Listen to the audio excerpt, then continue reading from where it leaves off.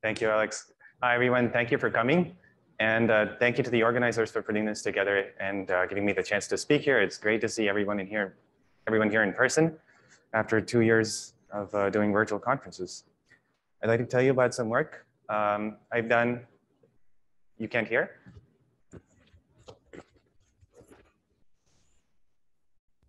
Is this better? Great. I'd like to tell you about some work that I've done together with a wonderful collaborator, Nouédyn Baspin, on constructing quantum LDPC codes. Before I get started, I'd like to say that this work is dedicated to the memory of my PhD supervisor, David Poulin, who inspired us to pursue this work. As we know, to construct scalable quantum circuits with the imperfect qubits that we have in our labs, the crown jewels of the theory of fault tolerance, the threshold theorems, they say that what we should be doing is using these imperfect qubits to simulate an ideal qubit via an error correcting code. Now, not all error correcting codes, not all error correction schemes are created equal. Different codes have different parameters. And here are some things that you might wish to optimize when picking one code over another. You might say, hey, I have some limited number of physical qubits n that I have access to in my lab. How many good physical qubits can I simulate? Second, how many of these physical qubits can fail before my simulation goes off the rails? Now, these two parameters are somewhat abstract. The process of doing error correction involves performing joint measurements of commuting projectors.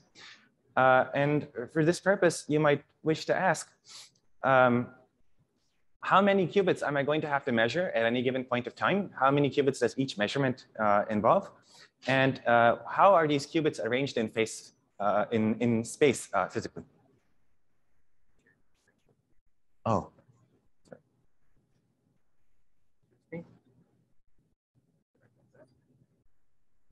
Yep.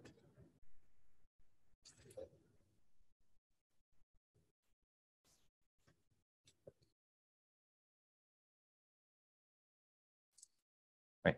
So today's talk is going to be to try and tie together all of these different ideas. Okay, so we are going to be focusing on a particular class of error correcting code called the quantum LDPC code. And in this particular class, every qubit is only going to be involved in a constant number of measurement outcomes. It's only going to affect a constant number of measurement outcomes. And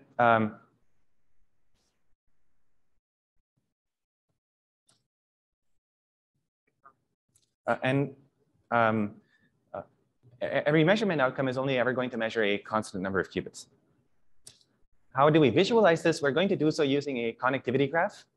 So in this representation, every qubit is represented as the vertex of a graph. And if these measurements that I refer to jointly measure any two qubits, then we're going to draw an edge between them. Okay. By the way, these edges need not be local. I could measure qubits that are quite far apart. And the graph in general can be quite abstract. Why do we care about these codes? It's because they could have significant benefits for constructing scalable fault-tolerant quantum circuits. A series of works have shown that you could have significant benefits. And what are these benefits? First, like their topological counterparts, these codes boast exponential error suppression below some threshold value. And they can also be equipped with efficient decoding algorithms. So these are things that topological codes can already do. But in addition, they come with this extra superpower where you might be able to encode a logical qubit using only a constant number of physical qubits that's independent of the size of the code that you're using. Okay, so how do I get this superpower? What are the properties of the codes I'm after? We would like to construct error correcting codes, LDPC codes, for which the number of encoded qubits scales linearly in the block size, and for which the distance scales polynomially. Ideally, I would like this alpha parameter to be 1, but if it's less than that, it turns out you can still do interesting things for fault tolerance. And how do I arrange these qubits?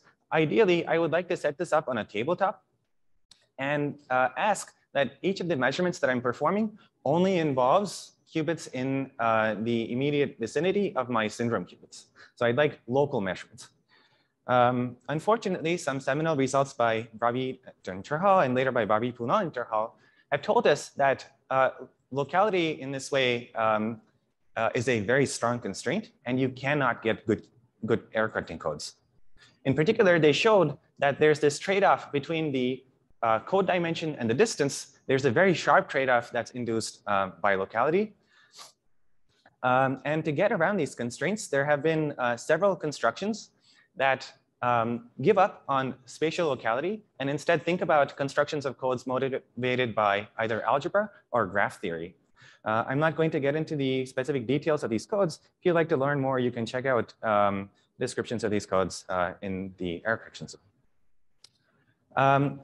In contrast to these bottom-up constructive approaches, what I'm going to be talking about today is more of a top-down probe of LDPC codes. If we want to achieve these code parameters k equals n and d equals n to the alpha, is there some structure that all of these codes have to have? When we started working on this project, it was unclear whether or not good LDPC codes even existed. So we were curious to know if the sort of BPT bound extended to more general graph-based codes and prevented you from constructing good codes in the first place. And although it falls short of that, and thankfully, because these codes are now known to exist, it did illuminate the structure of good LDPC codes, which then translated to helping us understand what it's going to take to construct LDPC codes in practice. Okay, so this talk is going to be split into two parts. The first one is going to talk about abstract constraints for constructing quantum LDPC codes. And the second part is then going to talk about what that means for constructing codes in practice. Okay, so as I've said, we are going to be using this idea of a connectivity graph to visually represent our LDPC code. To remind you, qubits are the vertices in this graph. And if any measurement jointly acts on two qubits, then we're going to draw an edge between those two qubits. And the connectivity of the connectivity graph is going to tell us a lot about the properties of the code that it's associated with. And how do I measure this connectivity? I do so using what's called a balanced separator. And what this is a subset of vertices of your graph, which if removed would cleave your graph in two such that neither portion is very large. Okay. So in the example of this 2D grid graph, you can see that on an L by L grid, if I were to remove a column of vertices from the middle, so roughly L vertices, I can partition the graph in two as required. Now, it turns out that the connectivity of the entire graph is a little bit coarse for what we want, and we want something finer. We want to be able to say no particular patch of this code is more tightly connected than any other patch, and so we're going to slightly refine this idea of separability. How are we going to do this? We're going to say that our graph G is S-separable if the following thing happens. Okay. We're going to say, consider this patch that I've indicated here using dashed lines. And the size of this patch is at most R. You can pick this wherever you want. We're going to say that the graph is S-separable if the corresponding patch has a separator of size at most S of R. So again, going back to this example, what does it mean? Because this 2D graph has a nice structure, again, all you had to do is remove the column of vertices from the middle, and you can separate this subgraph in two. In the case of this 2D planar graph, this S function, when you say the graph is S-separable, what is S? S is simply the square root function, right? And this then naturally can be extended to a family of graphs. You can say that a family is S-separable if every instance is S-separable. And this is the way that we're going to quantify connectivity to talk about the properties of the resulting LDPC codes. What are the other codes? What are the other sorts of graphs that you might be familiar with besides just the square graph in 2D? You might have d-dimensional local codes. Whoops.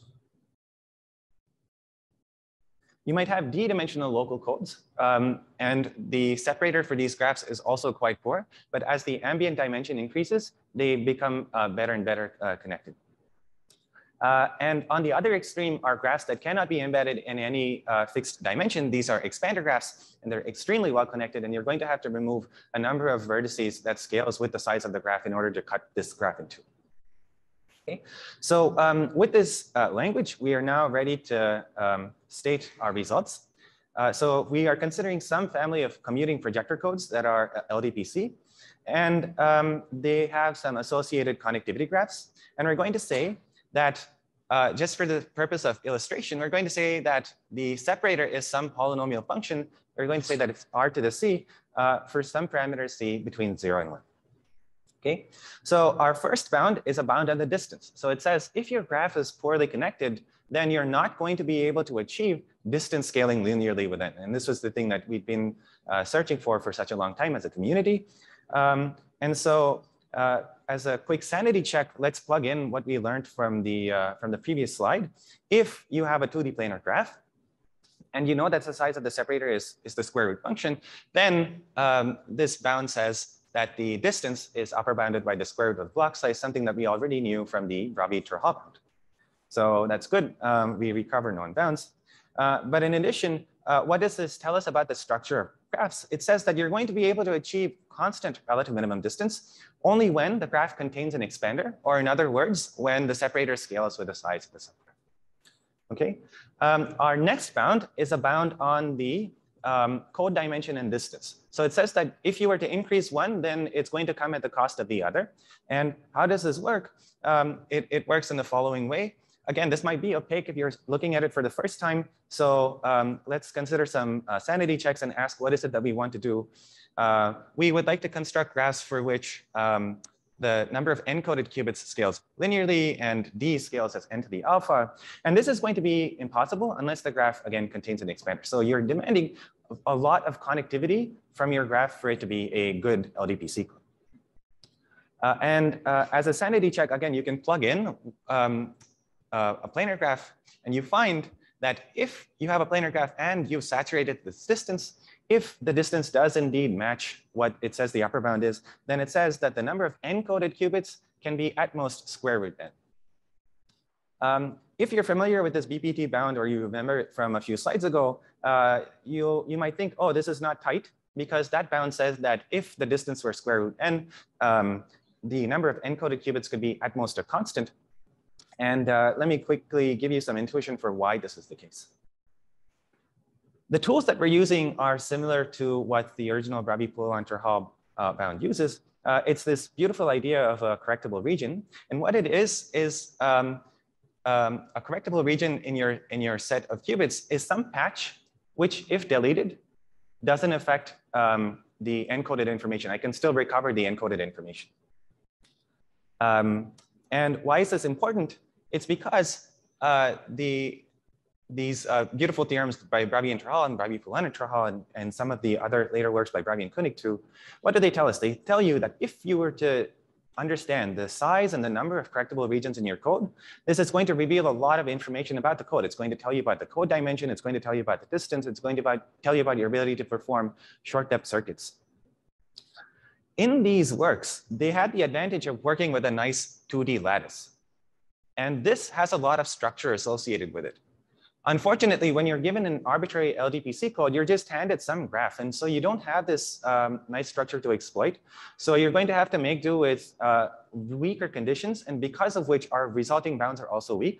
We now believe that we can tighten these bounds, but I'm not going to get into details in this talk.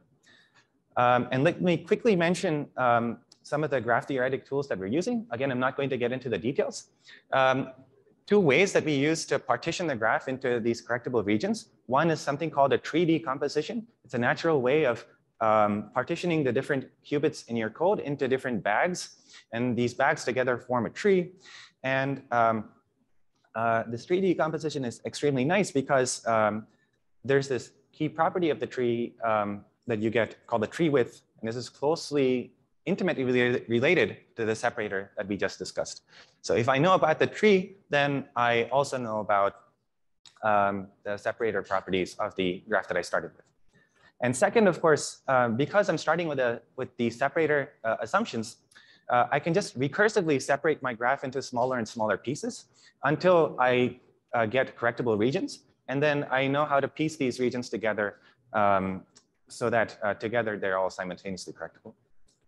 So if I lost you on that last slide, I'm sorry. And we're now going to zoom out again away from these technical details and move to part 2 of the talk, where we're asking, what do these constraints tell us? What does this theorem tell us for constructing quantum LDPC codes? If you want to construct a code in dimension k and distance d, how much non-locality do you need, right? So we're flipping the BPT question, and we're asking, how do you implement a code in 2 or 3 dimensions? What do you even mean by non-locality? So it's this nebulous notion. Of course, it's going to involve the length of the edges, but is there more to it? And the answer is yes.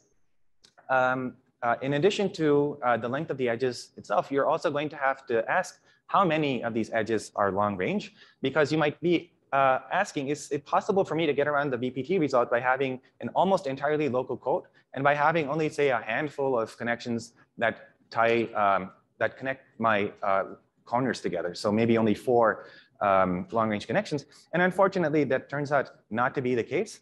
The more you demand of your code, the more non-locality you're going to need.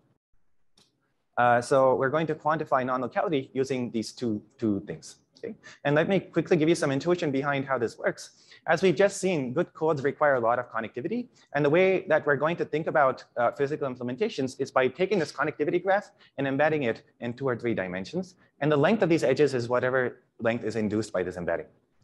We're going to ask that you don't squeeze 2 qubits too close together. Obviously, you can put them all on a single point and claim that you have a local code, but this is silly.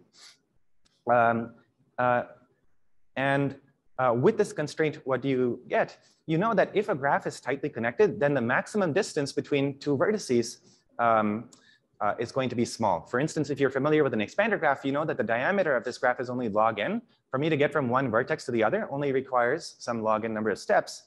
However, because of this density constraint, there's only so many qubits that can be close to each other in real space. So to repeat that, in this abstract tightly connected graph, all vertices are close to each other, but in real space, because of this density constraint, only so many vertices can be close to each other, and some are forced to be far away, and because of which you're inducing some long-range edges. And you can count the number of long-range edges that you're getting. Okay, so in our LDPC codes, we're going to consider some embedding, and the first bound says that if you want to construct an NKD code, and you've got a code with distance d, then it's going to have roughly d edges. Here I'm ignoring constants and log factors, but you're going to have at least d edges of length d over n square root n in 2 dimensions. Okay, so so this bound already tells you something that you knew from the Bravi-Trha bound. If you want local connectivity, then you cannot have d exceeding square root n. And so there's a sort of threshold that occurs at d equals square root n. The second bound says, of course, it's not just the distance that dictates how many long-range connections you have. It's also the rate. And the more encoded qubits you have, the more long-range connections you're going to require. And so this bound says that if you have a constant rate code, and d is scaling linearly with n, so this is like the ideal of a quantum code, quantum LDPC code, then you're going to have a constant fraction of vertices that are connected to edges of length square root n in 2d. Right, so if you have an L by L grid, the maximum distance between 2 vertices is square root n. And so in some sense, these good codes are saturating the maximum amount of non-locality. This bound by itself is weak for constant rate codes with sublinear distance, which is what we wanted for fault-tolerant quantum computation. And in this setting, what you can show is that in 2 dimensions, you're going to have, again, a constant fraction of vertices that are connected to edges of length n to the alpha over 2 if your distance is n to the alpha. So for constant rate codes, regardless of what you do, the length of the edges is going to scale if you demand non-trivial distance. And with that, I'm going to conclude. There's a lot that I couldn't get to. In our paper, we talk about your ability to perform transversal gates. We have much more general statements of our theorems. We have some cute applications to codes that live in hyperbolic space. We have extensions to non-LDPC codes.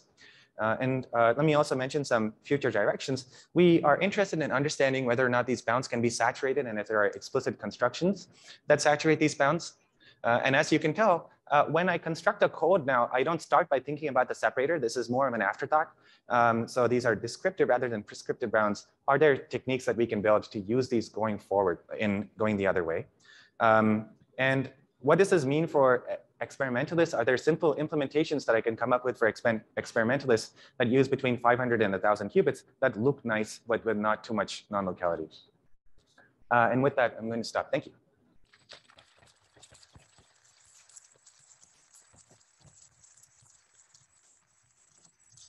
Thank you, Ani, for a very nice talk. I will have a quick question. So could you elaborate on those saturations? And in particular, do you improve on Bravi-Terhal-Pulan in 3 or higher dimensions? Saturating the bounds in 3 or more dimensions? Yes. So can you elaborate on saturating of your bounds on the parameters? Right. So, and whether you improve on Bravi-Pulan-Terhal beyond 2? Right. So we know that even for local codes, we don't know how to saturate the Bravi-Pulan-Terhal bounds in general. So the same problem then is inherited by these proofs because, of course, we're just inheriting the same sort of techniques. So these bounds can be extended to subsystem codes as well. At least the distance bounds can be extended. And there's this wonderful construction by Steve Lamia, Aram Harrow, Dave Bacon, and Jonathan Shih, where they show that you can construct like this tree-like non-local code in 2 dimensions, and this saturates like at least the distance bound for 2D non-local codes. But in general, it's open. I don't know how to get to.